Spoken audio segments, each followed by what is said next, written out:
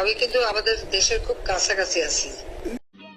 समझ रहे हो समझ रहे हो आप समझ रहे हो ना জি আপা, আমি চট করে ঢুকে পড়তে পারি। আপনি আপা কিছু মনে করবেন না, আমি পরে মাঝখানে শুনছিলাম আপনার গাজিয়াবাদ থেকে আবার দিল্লিতে ট্রান্সফার করছে আপা, আপনি নিজের দিকে আপা খেয়াল রাখবেন আপা। আপা আপনি আসেন আপা, ট্রান্সফার করছে?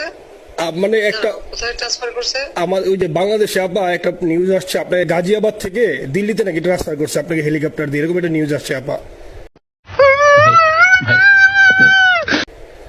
হেলিকপ্টার দিয়ে? জি এটা নিউজ আসছে যায় যায় দিনে আপু, পরশু দিন আপা ওই যায় যায় দিনে আপনার হচ্ছে ওদের অনলাইন ভার্সনে এটা ভিডিও দেখাইছে আপনাকে নাকি ওই যে হচ্ছে গাজিয়াবাদ থেকে দিল্লিতে নাকি ট্রান্সফার করছে আপা।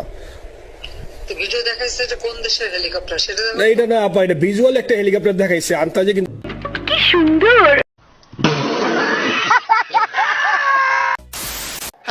কই যায় উনি? মাজারও যাইব। সাফা দিয়ে ধরো রহ। বলেন কি?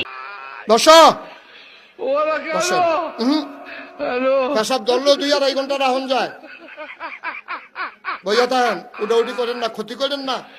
আমিন ক মানে এটা কোনো কথা?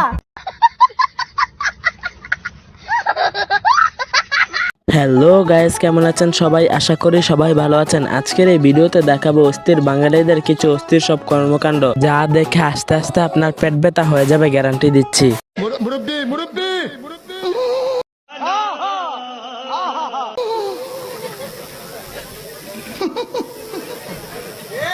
বুঝছে না উনি মনে করছে অন্য হুজুর।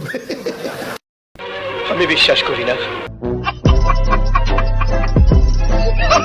সো গাইস, আজকের এই ভিডিওটি অনেক ইন্টারেস্টিং হতে যাচ্ছে, তাই সম্পূর্ণ ভিডিওটা না টেনে দেখার জন্য অনুরোধ রইল। আর যদি আমাদের চ্যানেলে নতুন হয়ে থাকুন তাহলে সাবস্ক্রাইব করতে ভুলবেন না। সো আজেরা বকবক না করে জলদি ভিডিওটি শুরু করি। দোস্ত বাইকটা কি বানাইছি দেখছস? বানাইছো সেই হইছে। রাবিশ কথাবার্তা বলবেন না। Wait, it's my turn. ওই মামা না প্লিজ। বলেন কি? নাটক কম করো প্রিয়। এই উত্তেজিত হবেন না প্লিজ।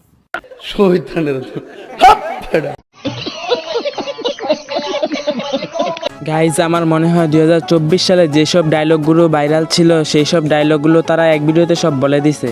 ঠিক বলেছো। তেল শেষ, আমি তো আব্বা তেল শেষ, এখন কি করবো? রাত্র বাজে 3টা, কুয়াশা। ঠিক আছে শীতের রাত। আব্বা কখন গাড়ি থেকে নামো, নামছি। টাঙ্কিটা খোলো, খুলছি।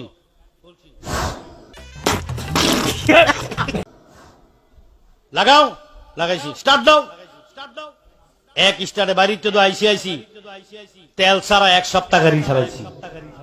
কথা কি ক্লিয়ার না ভেজাল আছে? আমি বিশ্বাস করি না।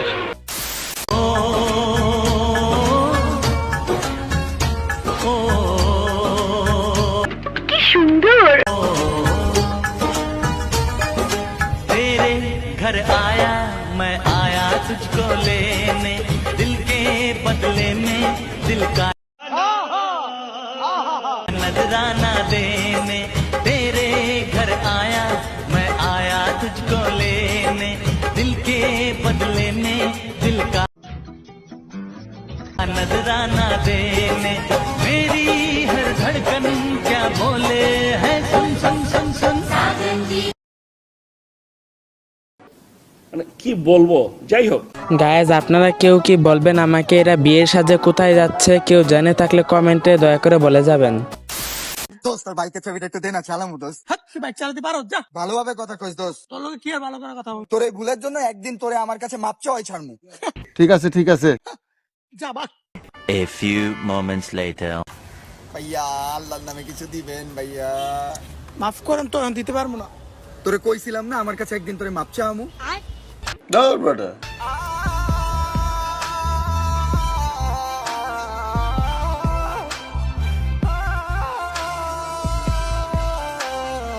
মজা আয়া।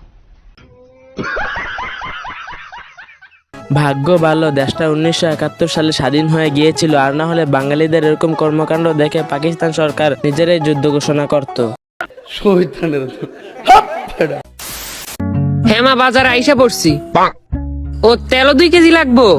আচ্ছা, চুমকির জন্য পুতুল কিনতে হইব না? কাম সেরা ফেলাইছেন ভাই, আপনি কাম সেরা ফেলাইছেন। এ রফিক না? এই ব্যবসা ধরছিস দি তুই? এই নে দোস্ত। আমাকে ক্লাসে টপার ছিল। কি মানুষ রে বাবা, ছি। মারো মুঝে, মারো মারো মুঝে, মারো মারো।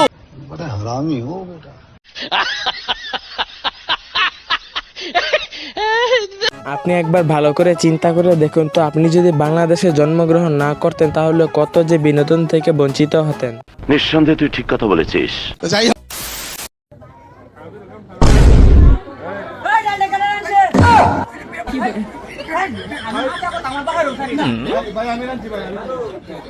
আমার মাফ করে দেন হুজুর, আমার ভুল হয়ে গেছে।